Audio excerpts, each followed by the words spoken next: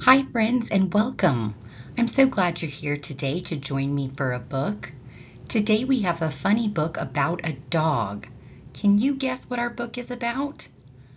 Let's find out what happens. Let's get started. Walter the Farting Dog by William Kotzwinkle and Glenn Murray, illustrated by Audrey Coleman. Betty and Billy brought Walter home from the dog pound. "Nobody wanted him," said Billy. "But we love him," said Betty. "Well, he smells awful," said their mother. "I think you'd better give him a bath." Mother walked in and said, "He still smells awful." And that's when they got the first clue, the telltale bubbles in the water. "He's probably just a little nervous," said Mother, hopefully. "His stomach must be upset." But Walter's stomach wasn't upset. Walter's stomach was fine. He felt perfectly normal. He just farted a lot. He did it when he bathed. He did it when he played with Betty and Billy. He did it when he walked around the house. He did it in the dining room. He did it in the kitchen.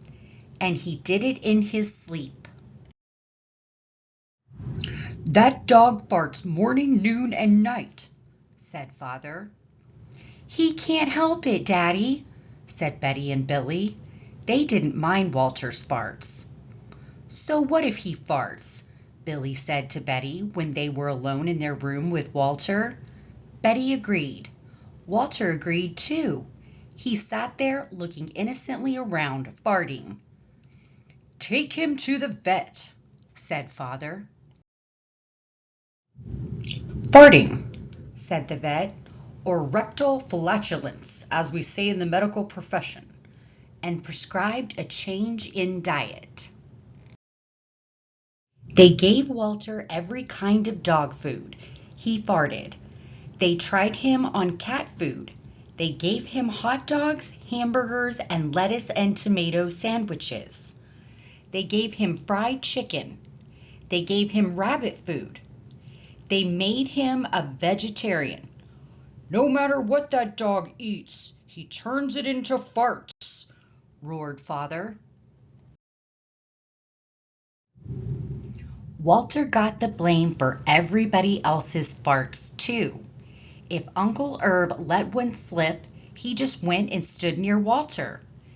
Then all he had to say was, "Walter," and everyone would look at poor Walter.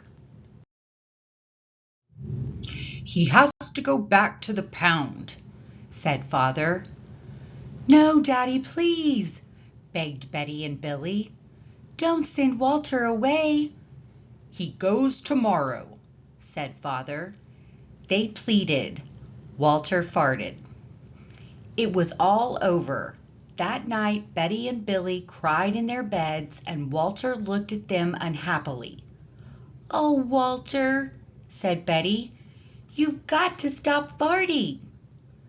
"Because Father is going to send you back to the pound tomorrow," said Billy. Walter knew how serious the situation was. He'd never see Betty and Billy again. He resolved to hold in his farts forever. When Betty and Billy fell asleep, he walked down to the kitchen to see if there was anything around to eat. He managed to open the cupboard door with his nose and found the 25-pound bag of low-fart dog biscuits the vet had prescribed for him, which had made him fart more.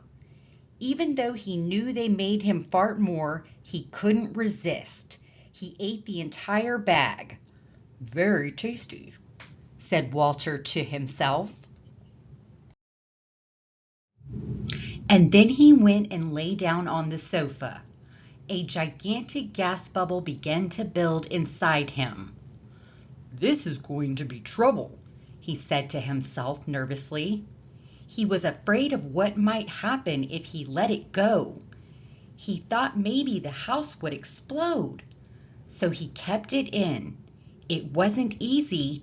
In fact, it was torture. But he had resolved never to fart again.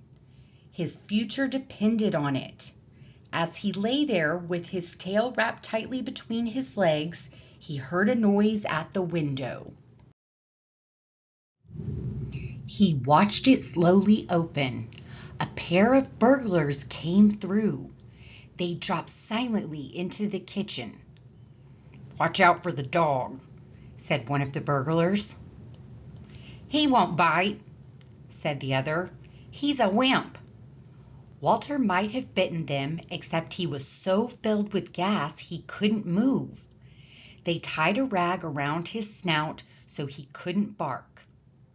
"Okay," whispered the first burglar. "Let's clear the place out."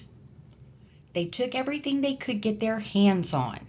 Walter wanted to stop them, but he was having unbearable gas pains.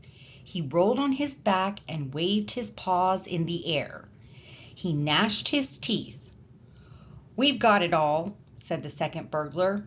"Let's go." That's when Walter let it fly. It was the worst fart of his life. It made a tremendous noise and shot him across the room. A hideous cloud filled the air. The burglars clutched their throats, unable to breathe. With tears in their eyes, they raced for the window. They tried to grab their bag with all the valuables in it, but their arms were too weak. "Let's get out of here!" They jumped out the window and ran up the block, choking and gasping for air. Still blinded by Walter's attack, they stepped into the headlights of an approaching police car. "Hold it right there," said the policeman. When Father and Mother came down in the morning, they found the open window, and they saw the bag with their valuables in it, and Walter was sitting beside it. He still had the rag tied around his snout. You'd have to say he looked heroic. "He saved the silverware!" cried Mother. "He saved the VCR!" cried Father. "Good dog, Walter. You're our dog, even if you do fart all the time." And so the family learned to live with Walter, the hero dog. And that's the end of our tale. Walter's Wonder Park, 100% natural gas powered. That wraps up today's book, friends. I hope you enjoyed Walter the farting dog. I thought it was a very cute story. And Walter ends up getting to be the hero in the end, which is the best in my opinion.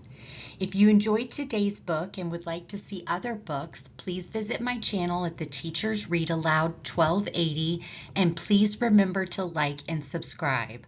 I appreciate all your support. See you in the next book.